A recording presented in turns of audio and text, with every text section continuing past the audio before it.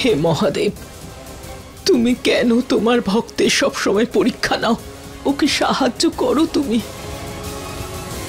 কি ঝামেলায় পড়লাম রে বাবা, এখন কি করি আবার? এখন আর মাত্র 6 মিনিট আছে। আমার হাতে তো এখন মাত্র 6 মিনিটই বাকি আছে। কি করি আমি? গ্যাস মনে হচ্ছে 2 নম্বর স্টলের প্রতিযোগী সম্পূর্ণ গ্যাস ইউজ করে ফেলেছেন, আর ওনার পিৎজাটাও কাঁচাই আছে। মনে হচ্ছে সর্বপ্রথম এই কম্পিটিশন থেকে উনি বাইরে বেরিয়ে যাবেন।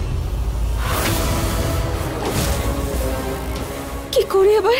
যদি এই গ্যাস অন না হয় তাহলে আমার এই পিৎজা তো কাঁচাই রয়ে যাবে। হে শিব ঠাকুর, সাহায্য করো আমায় প্লিজ। কি করি আমি? কিছু মাথায় ঢুকছে না আমার। আমি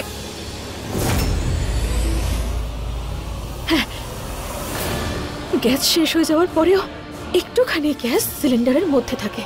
ওই যেটুকু গ্যাস রয়েছে সেটা দিয়ে আমার পিৎজাটা হয়ে যাবে মনে হচ্ছে। অনেকটা তো সেদ্ধ হয়ে গিয়েছে, ব্যাস আরেকটু বাকি আছে।